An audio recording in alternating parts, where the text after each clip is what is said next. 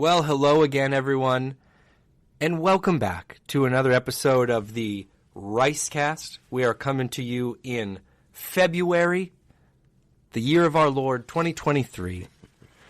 The temperature outside this feels like a bank announcement. Yeah. Kind of. You're getting very specific today. It is February, though, Pastor. We're 1 month into 2023. Yep. We sure are. Again, a beautiful time of year here in Clearwater. Talked to one of my friends the other day. It was snowing and ice. Sent me a picture. Yeah. And I'm saying, well, it's 82 here. There's not a cloud in the sky. It's a beautiful day. So this is the time of year we always like to boast and brag. And it is a beautiful day. Another beautiful day here in Clearwater. I was in Dallas last week, and everything was just thawing out. It had frozen there in Dallas. Wow. You think you're safe in some of these southern cities. You're not. No. Florida's the only place. Florida is the only safe place. Safe. That's right. We got a lot of fun things going on. I guess before I get too far, this is the Ricecast. My name is Anthony Russo. We are at Calvary Church in Clearwater, Florida. I'm sitting with Dr. Pastor Willie Rice. Coming on the heels of a very exciting Sunday, Pastor. This is our in-service baptism Sunday. I don't know that we have a real official name we give that Sunday, do we? I should know if we do. As our communication. Someone should tell me. Yeah, it's going by a number of names, but it's just a real intentional effort on helping people make a commitment, explaining the meaning of baptism as simply, as clearly as we can, really challenging people to come and do what they need to do. And it was a great day. We saw many, many decisions for Christ, many wonderful stories that took place. And I think 50 people were baptized across the 4 campuses. And so it was a wonderful day, and we rejoice. 50 people, and really to hone in there. So some people say, "Hey, I was looking to get baptized," and we'll say like, "Oh, this is a day we're doing some of those." But it was very minimal on that day. I think there was only a couple who had expressed interest before. Most of that was people that Sunday making a decision. Yep. It's just one of those days where we encourage it. There's a whole, by the way, evangelical culture that debates whether this is a good way to do it or not. But I just believe, my own take on it is that throughout the book of Acts, there is a strong emphasis on making a commitment and being baptized. Yes, we want to make sure they understand what that commitment is. That is true, absolutely. But at the same time, throughout the book of Acts, the normative pattern is that people believed and they were baptized. And in many of those, it was very clear they were baptized right away. And everyone, there was a sense of urgency to it. So it's a day in which you encourage people to make decisions, and we saw God move in some really, really great ways. Yeah, I think that was one of my big takeaways was sometimes, and you mentioned it to our team here yesterday, like sometimes you've got to just ask the question and let someone make that decision, kind of confront them with that choice right there and give them the opportunity to say yes. We do, I know here at Calvary, most Sundays we're giving a lot of time and space, and people can be thoughtful in this approach. But there are times, and we saw it this last Sunday, where just asking the question, giving the invitation, there are people who are ready to respond. And that was it's just thrilling to see. It's just amazing to me every single time we do that. Again, there's a whole line of discussion that pastors have about this, and it's not really our purpose today. But I tell pastors, I tell leaders, I think almost we overreact to things that we've seen before us. And look, there are a lot of people who saw a lot of evangelism that seemed to be a little bit manipulative. Sign the card, raise the hand, do this. And you begin to wonder afterwards, do people understand? And certainly that can be exploited. Certainly that can be, you begin to question the motives of why people are doing that. That's all valid criticism. Yeah. But the pendulum swings in the other direction, where there is this almost dispassionate presentation of the gospel. Like, our job is to present the gospel. We don't really plead with anyone. We don't urge them. We don't challenge them. But you don't see that in Acts. In Acts, you actually see, it says of Peter, he urgently pleaded with them, save yourselves from this corrupt generation. Again, he wasn't saying that, so that's not a soteriological statement. We save ourselves. We know Christ saves us. But you simply you clearly get this idea that he was urgently pleading. There was he wanted to challenge people to decide for Christ.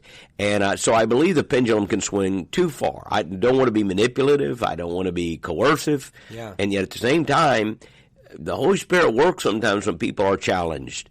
Choose this day. Make a decision. Are you going to follow Christ or not? Yeah. And we saw that in both the services here at Clearwater, where even right at the end, people were coming literally before the invitation was formally extended in the sense of, okay, now let's stand and sing a song and come forward.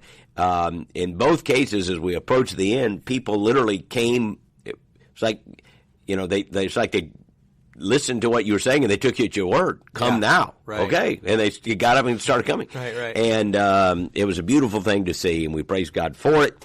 And again, we want to do that sort of thing with integrity, but you don't swing the other direction and fail to give people an opportunity to respond to the gospel either. You want to offer a gospel invitation, and we did that, and we saw God move in a great way. And he just never gets tired on me. Like I said, we talked a couple weeks ago on the podcast about baptism and what it means, and that day is so meaningful. And so you think 50 people across all these campuses, 50 families, 50 lives, 50 stories that on that day, you just every Sunday you do it and you go about what you do, and you never know what God is doing. But to have that visual of 50 people across all the campus, it was a really special Sunday. Yeah, it was. Yeah. Many, many stories that we could go into that are just evidence of God's grace and the Holy Spirit's activity. And so it's a beautiful thing to see. Mm-hmm. Like we always do, I will put a link to that in the show notes if you missed it.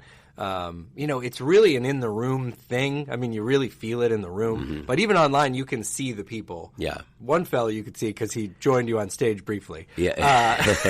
He was so excited. He was so excited and wasn't trying to do anything appropriate. He was just like, I'm in, man. Yeah.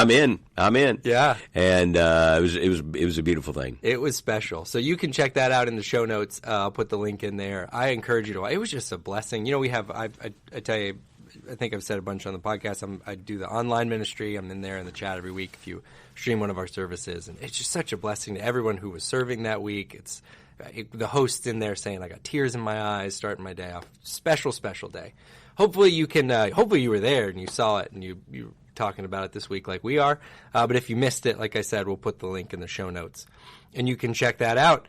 And we just keep the good times rolling here at Calvary into this Sunday when we are kicking off our X150 campaign, Pastor. Have you heard about this? I have heard about it, and we hope everybody on the back row hears about it 2 or 3 times before now and the end of March. But this is our X150 Impact Vision Initiative, and there's been a lot of pre-work done, a lot of meetings, a lot of banquets, and a lot of private meetings. But we're very excited about the next several weeks where we begin to really unwrap the vision that we believe the Lord's given our church for the next 2 to 3 years. Mm-hmm. Some of the things we're going to run after, and I just think it's going to be I just think the people who come Sunday are going to be in for a treat. What we share, and people are going to be. I just predict very, very excited over these next couple of weeks about what God is doing in our church and what He wants to do through our church. So I hope all those listening will tune in and be here if you possibly can.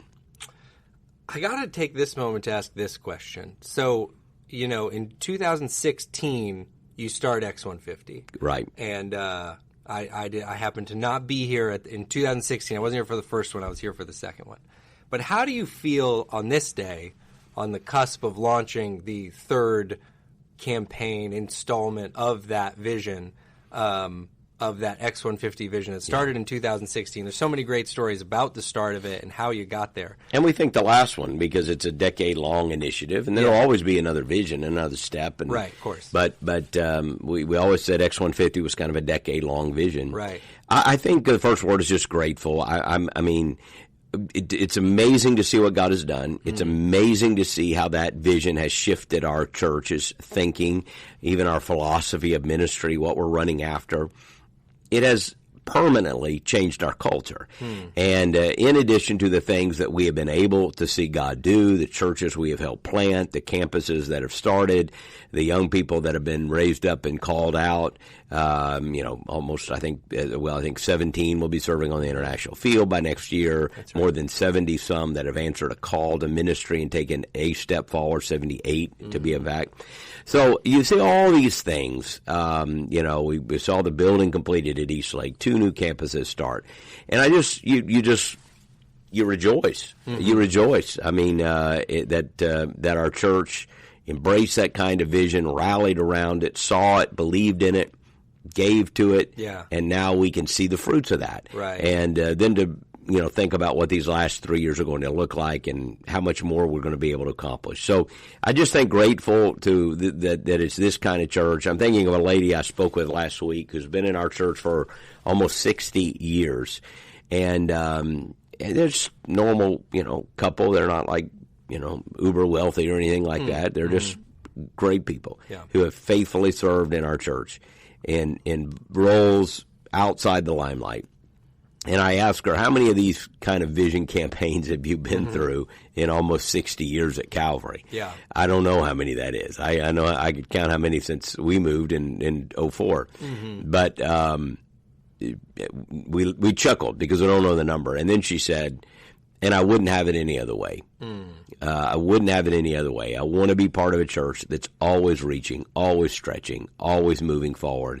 So I'm grateful that we pastor that kind of people, that this is that kind of church, and very grateful for what we have seen God do. And again, as I said, very excited about what we're going to see God do in these next 3 years. Yeah, it's just so interesting to me because, like I said, I've been involved, and as long as I've been involved, I was here for the advance, and now excited about what we're doing with Impact.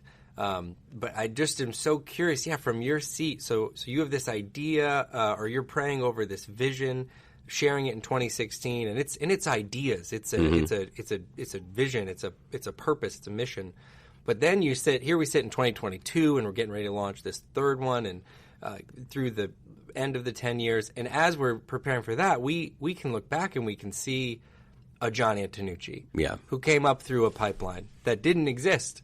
And now he comes up through a pipeline that most certainly does exist, goes out and plants a church locally. Yep. You have a Sammy Rodriguez who comes up through, is going to be sent, is going to be planting churches internationally overseas. Right. Like when you really, maybe I'm just kind of keying into what you've already shared some, but when you really start to see that play out in front of you. It's a very beautiful thing. It's 2023, actually. I hate to correct you. You said 2022. 2023. But, Sorry. We want to be very accurate here. It's humbling. It's humbling. God gave us that vision, helped refine a vision, and to see it come to fruition like that in the people, the places, it's a beautiful thing. Mm-hmm. Special time. It's going to be a really exciting couple of weeks here. I'll put this in the show notes as well, calvary.us/x150. You can go there because that's the other thing I'm always sensitive to is there's people at Calvary like me. You came in at different parts of this. Maybe you weren't here since 2016. So maybe some people are playing catch up a little bit on X150. Tell me, I just started here 2 weeks ago. Yep. I haven't even been to a starting point yet. I want to hear more about this. And it's a perfect time. Yeah. It's a perfect time for those who have come in, for those who are coming in now, and we're seeing that again. It just seems like we're in a season in which you see so many new people coming. So it's a perfect time to kind of, this is who we are, this is what we're running after together. And, I talked to a man the other day whose first Sunday was the Vision Sunday a couple of weeks ago. Oh, wow. And it meant so much to him. And he's recently just received the Lord, and that was his first Sunday. Mm-hmm. And so it's like, wow, okay, great. This is the kind of church I'm a part of. It's the kind of church that's running after this. And so perfect time to come be a part of Calvary and to check out where we're going. Absolutely. Going to be a great weekend this coming weekend, a bunch of fun weeks coming up.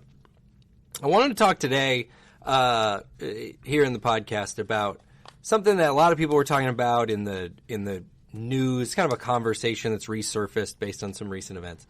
Maybe the impetus of this conversation was a performance at the Grammys by the artist Sam Smith. It's a performance. It features just demonic imagery, I think you'd say. He's wearing a hat with devil horns. It's very red, lots of fire. You want to, I don't know another way to describe it, but just kind of like playing into this. I mean, and also the song that's being sung is called Unholy. So there's some stuff going on there. And people are responding different kinds of ways as they do. People have the internet, they have social media, they let their responses be known. I was just curious coming into this podcast today. This doesn't, in some ways this feels new to me. In some ways it doesn't feel new to me. It feels like I know there's songs out there. There's Highway to Hell. There's Running with the Devil. It feels like devilish, demonic stuff has been toyed around with in pop culture kind of as long as I feel like I've been paid. There was a Lil Nas X song not too long ago. He did a music video. It was kind of the same thing. There's a lot of devil, hell illustrations, things that they're pulling at. And I just am curious, as I'm seeing some reactions, Pastor, how do you respond when you see that from a performance at the Grammys or something like that? Well, first of all, I didn't watch the Grammys. I'd rather give birth to a porcupine than do that. But, I wouldn't even know who's at the Grammys anymore. Right. And, I care even less, I think. But I saw that it was on some, people were talking about it. And my guess is the ratings for those things have plummeted over the last several years, I believe. I don't know about this one, but the last several ones I've watched, the Academy Awards and so forth, the ratings have just tanked. Yeah. As they have grown increasingly hostile toward what some people would describe as middle America or you might call normal America. And certainly Christian America, and the hostilities there. There's a couple of reactions.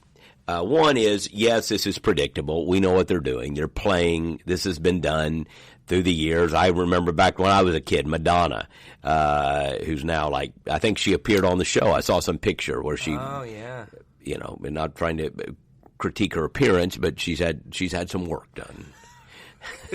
She's had some work done, and she looks freakish. It's a shame. I don't know why these Hollywood people. My wife and I often talk about this. When you're an attractive person, I don't know why you feel like you have to have 100 surgeries as you get old. You're getting older. Mm-hmm. Do you think we don't know that? Right. It's okay. Mm-hmm. You're an attractive person. Just grow older. I didn't mean to get into plastic surgery. I'm not, I'm sure there are times, but it just, they've had too much done. She looked unusual. Mm-hmm. So anyway, she was on there. But when I was a kid, she did a song and dressed up in crucifixes and crosses and it had a bunch of flames and danced around in a negligee or something, and everyone was upset. Her name even, isn't Madonna? Yeah, obviously, it's a connection to the mother of Jesus. Yeah. So, which I have no idea if that's her real name or not, to be honest. But this is done from time to time. Somebody will say, let's push the edge, let's inflame people. Why? Because you get attention. Mm-hmm. And people in show business think there's no, publicity. It's bad publicity. If they're like, Sam Smith is apparently one of the artists who dressed up like a demon or devilish figure. Yeah. I've never heard of the man. I mean, we wouldn't be talking about him, Sam Smith. I don't know. I would have thought he's a running back for the Vikings or something. But I'm sure some of the kids know him, and I'm sure some people are up on popular music, which is fine. Well, I don't know if it's fine or not, but, you get the point.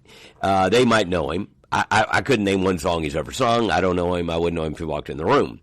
But now here we are talking about him. So I think obviously there are people who say, let's do something that just infuriates those, religious people, the Christian people.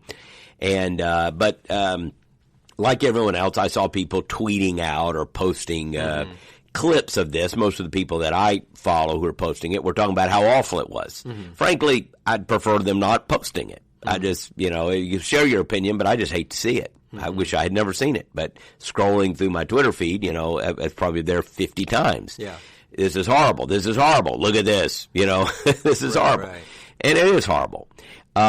But first of all, let's understand what they're doing here. They're trying to make a buck off the back of religion by being as offensive and as incendiary as they can be. Mm-hmm. And yet, I don't think our response should just be dispassionate resignation either. because this is a sign of where our culture is. That you can writhe around with scantily clad dancers in satanic figures. There was I think the other performer was a transgender woman, I believe. Oh, I think that's right. So that was supposedly a big deal, which means, it's our podcast. We can say what we want, right? It means there were two men doing this, but apparently this person now identifies as a woman, and so anyway.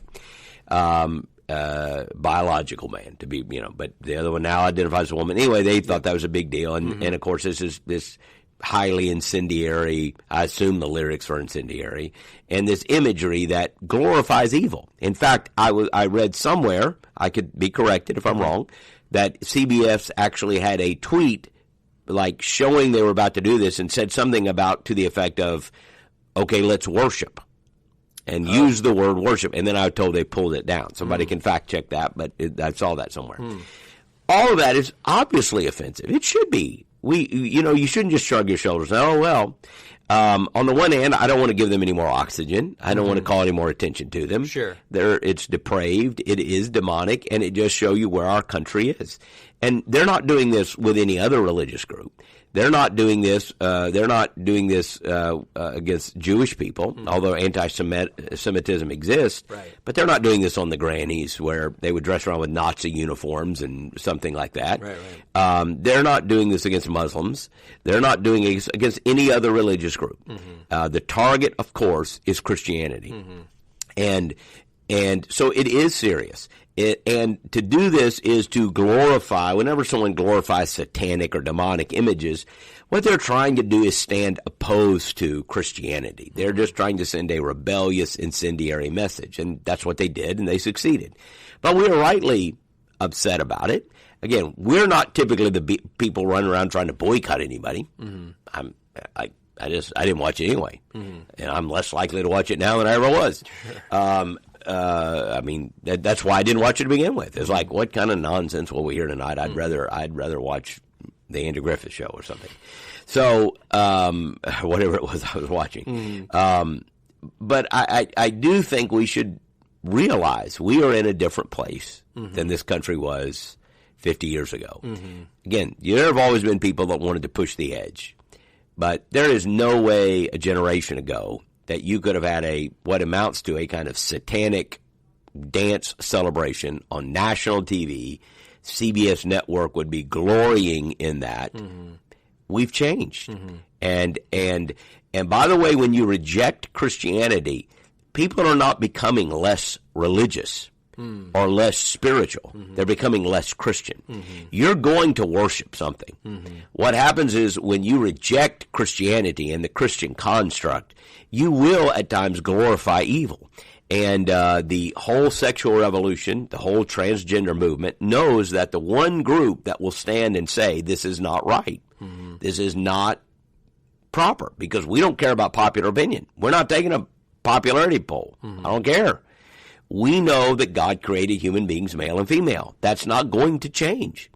So we're the one group that stands as a bulwark against this madness that's happening in our culture. And so we are going to catch the ire. We are going to catch the wrath of popular culture. And so we should not just say, oh, it's no big deal. It's just the Grammys, don't watch it. Well, it's the Grammys, don't watch it. That's good advice. But it is right that people are upset. It is right that people would say, this is awful, and that they recognize this as something that is harmful and destructive in our culture. And make no mistake about it, we are at a place in our culture where this kind of rank, public, anti-Christian hatred, glorification of what is evil and demonic, that is now socially acceptable. It's now socially acceptable. And it's almost, you would say, inevitable. So that's my take on it. It's awful. Yes, I didn't watch it, of course. I don't want to watch it. I'm not going to post videos of it because I just don't want to see it. I wish a lot of people hadn't. And yet, I am glad that there are people saying this is a disgusting, display of evil. It's very sad to see. How do you strike that balance? between you see something like that, like you worded it, and it's reflective of where we are, and there's people expressing, I think, a sadness from maybe some beliefs that our country held at a different time. So how do you balance between there's a disappointment of where we find ourselves today, and also sort of a realization and a we're doing ministry here today. Yep. So we have to do that. We have to be in today. Yeah, that's a great question. I think it's a tension that we live in. It's not a problem to solve, as I heard somebody say one time. It's a tension that we live in. We live in a pagan culture. Mm-hmm. I think the first thing as Christians is to recognize we live in a pagan culture. We don't live in 1950 America that was still in this residue, this afterglow of a Christian culture. And again, when I say a Christian culture, I don't mean everyone was a Christian. Mm-hmm. I don't mean everything was good. Mm-hmm. I don't mean there was no sin. But I mean that our cultural institutions were nevertheless still rooted in a Christian culture and a Christian worldview. Mm-hmm. And that has certainly changed. And by the way, I am not of the mindset, as some people are, oh, that's a good thing. It just means false Christianity is gone. I heard that argument for a while and even thought it seemed plausible for a while. As in, and you heard this, and I won't say, from the sources, but you heard people saying, it's good that counterfeit cultural Christianity is gone. Mm-hmm. We'll be better off for it. No, I don't think we are better off for it. Any of us would rather live in a town where you didn't have to lock your doors and women are safe to walk the streets at night, or religious liberties are understood and protected by everyone. Yeah. That's just a better place in which to live. And I think it's a better place to do evangelism and ministry. People were conditioned, at least, to know about God and sin and truth. But that's not the place we are. We are in a place that is more resembles pagan Corinth. We resemble Athens, not Jerusalem, if you go to the New Testament time. Mm-hmm. And I think there are still a few Christians that think we're in Jerusalem, Yeah. Well, we're not. We're in, Athens. We're in Corinth. You have to look at Paul's ministry in these deeply pagan cultures where they worshiped other gods. You look at Paul's message in Athens. You look at how Paul dealt with the Corinthians, a city awash in sexual immorality. Mm-hmm.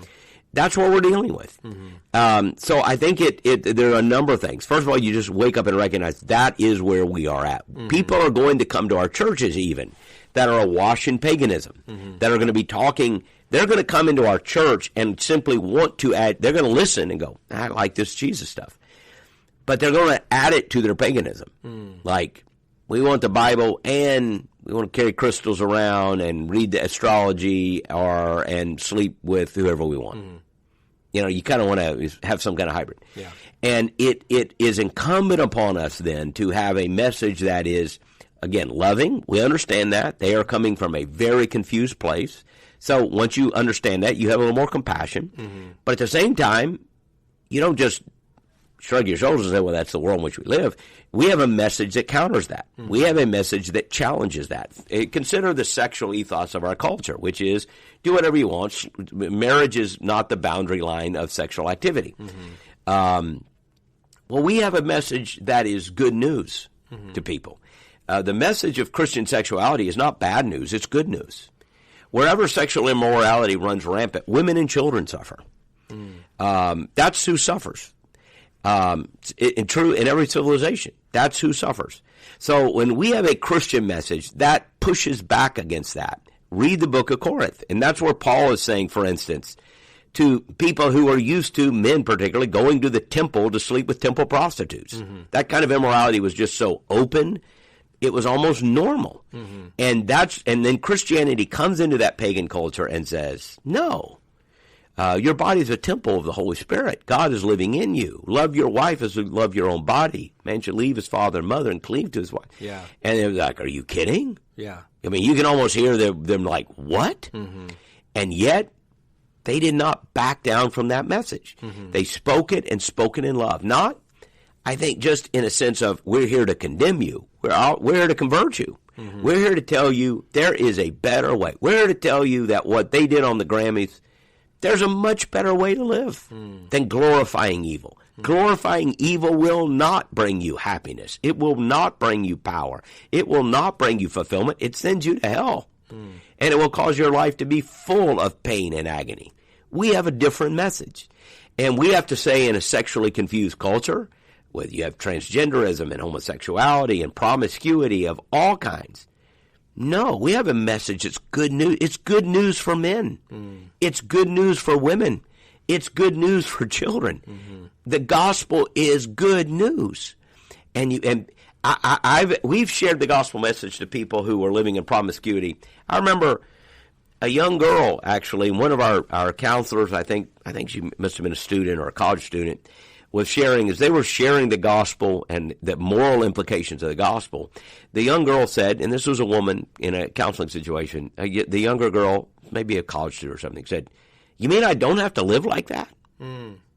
Like, it had never occurred to her. Yeah. And the message of the gospel was like, now think about what that does to a 20, 21, 22-year-old girl, or maybe younger. And she's like, you mean I don't have to do that? I don't have to live that way?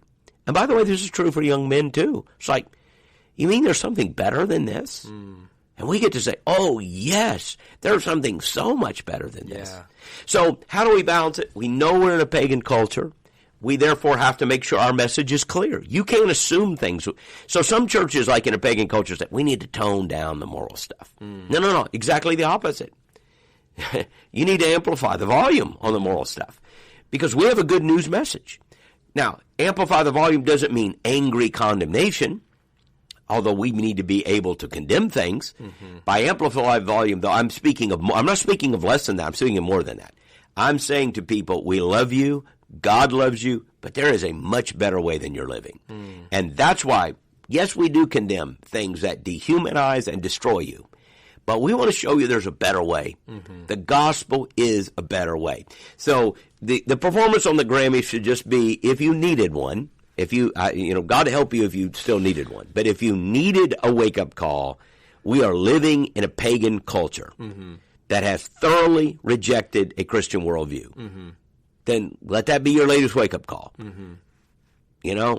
We're not in Kansas, Dorothy, right? This was not where we were. Yeah. And I don't know that Western civilization survives that. That's a kind of a long conversation. And yet, regardless of what the future will hold, we are living now, we are living here, and we are living with a message of hope and redemption. I don't know that Western culture survives the collapse of the nuclear family, the collapse of biblical, I would even say natural marriage. I don't know that. A culture that does not know the difference between men and women can survive. I'm not sure. But I'm not a pessimist either. Because I know the kingdom of God will survive. And we can do ministry in that context. And let me tell you this. I'm not suggesting we won't face hard times or persecution, because I think we are. I mean, again, they're not making fun of anyone else on TV for ratings. Yeah. They know who to make fun of for ratings. So that's a type of persecution. But we can live well in the midst of troubled times. By well, I'm not trying to talk about materialism. I'm talking about we can have families. We can raise healthy children. We can make sure our churches are healthy. And we can build enclaves of light, islands of light in a sea of darkness. That's what we're going to have to do in the next 20 years.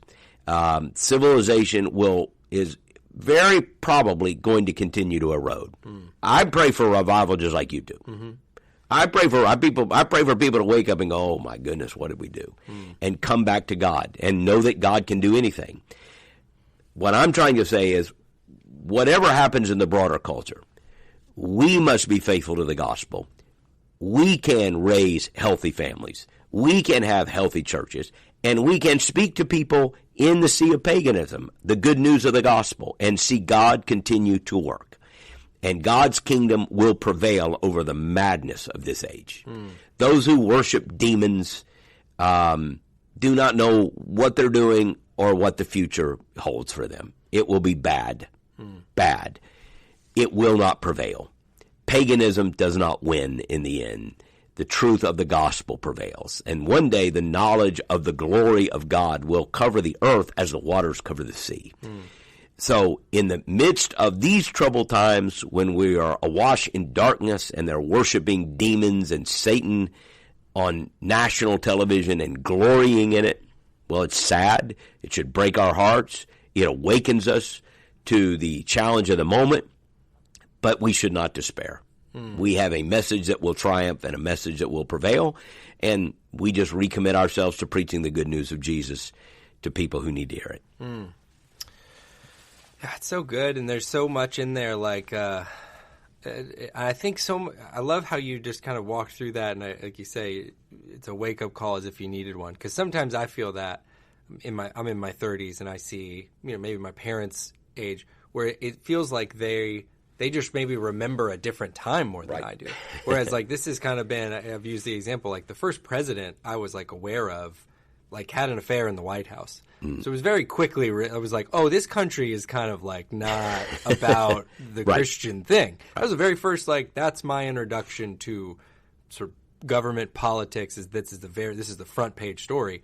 And so I do see it in like maybe my parents' generation where they're feeling a loss of some kind. It's a fading memory. Yeah. It's a fading memory. And for me, these moments hit me differently. I just kind of think, well, yeah, it's kind of what happens at the Grammys. Like, I don't know. For me, and then I see it on, same as you do, on my feed or whatever. He's like, wow, these people outraged. And so that was a great distinction and a great point. And I love what you were saying about, you just, there's a better way to go about this. Like that's what it, sure, you can kind of be angry about it. I mean, honestly, you brought up Corinth. You go and read 1st, 2nd Corinthians and the stuff they were up to. Oh, it was a messed up place. It was messed up. And you think like, Paul could have spent all his time just yelling. He just start to finish just upset about behaviors. And he does a fair amount of it. He does do a bit of that. But in the midst of that, you get 1 Corinthians 13. And he's pushing us to a better way. It's not just condemning. Right. It is condemning. Sure. It's not less than that, but it's more than that. This is the way of Christ. Mm-hmm. This is the way of the gospel. And we can't be afraid of drawing that sharp line of distinction, as the books of Corinthians do, and the rest of the New Testament does. So I think we want to avoid just, first of all, being manipulated by another silly scheme and a bad song from a low-talent performer, I suppose. I don't know. Maybe he has talent. I don't know. I don't want to be manipulated by that. Like, who cares? On the other hand, I don't want us just to resigned indifference. Mm-hmm. Oh, paganism, who cares? No, it is sad. It breaks our heart. It should grieve us, but then it should motivate us. It should motivate us to realize we're in a pagan culture, and we have a better message than paganism. The culture's message is sleep with anybody you want to sleep with, and you can be anything you want to be, man, woman, whatever you feel like. We have a better message than that. We have a demonstrably, eternally, intrinsically better message than that. Sex is more than what you're being told. To the young girl, no, you don't have to live that way. There's a better way. That isn't the purpose. I'm confused because I feel this, well, it can be anything you want. No, you are what God has made you to be, and you will find yourself when you find Him. We have a better message than emasculating little boys and giving double mastectomies to prepubescent girls. We have a better message than where paganism leads, and that's where it's led us right now. It has led us to a kind of moral madness, to the exploitation of children. That's where we are. We got a better message than that. Now, are we going to be full of hate? Well, we should be righteously indignant about some things. But let's remember the people out there are not our enemies. They are prisoners. They are blinded by the God of this age. So let us preach the gospel, bring the good news, draw the sharp contrast, not be afraid to call, awful behavior, sinful behavior. We should not equivocate on that. That's not kindness. But do more than that. Share that Jesus has a better way. And let's pray that God will use us to draw many to faith in Christ, even in the midst of this darkness. Yeah, it's so good. And like I said, that 1 Corinthians book is such an example of that because you have all these specific things called out, and then like I referred to, you have that first. Let me tell you what love is. Yeah. Let me tell you what love is, and and we all know, a lot of us are familiar with 1 Corinthians 13. Absolutely. So it's better than just what you're doing isn't right. It's let me tell you what love is. That's all very well said. Thanks for sharing about that. Yeah, thank you for sharing on that. It's a great topic. We know it's been coming up in a lot of different conversations, a lot of different circles lately. So thank you, listeners. Thanks for being here. Appreciate you coming along on the podcast journey. Everybody who writes us, lets us know. My dear friend Kyle Mullet, quick to let me know we didn't do an episode last week. Had to remind me that he said, I'll let it go for 1 week. That's exactly what he said. I said, Pastor Willie couldn't talk. Yes, I don't know what I was supposed to do. That's right. We had quite a busy week, and some weeks hit that, but Kyle needs to know we're doing our best to get it to him as often as possible. Pastor Kyle, we are doing our best over there. But yeah, we do appreciate hearing from everybody. Appreciate everybody listening. If you haven't already, rate the podcast, leave a review. That means the world when you do that. And share it with your friends and family. We just love hearing people who enjoy the podcast. Join us this Sunday as we kick off this latest X150 campaign. This is, Pastor alluded to it, it's going to be a special Sunday. There's some fun things going on. Every one of these weeks is going to be memorable and encouraging and challenging, and it's just going to be a really special couple of months here at Calvary. We hope that you can be here at any of our campuses at 9 o'clock, 10:45, or you can join us online at the same time. But we love you, and we'll be back with another episode here very soon.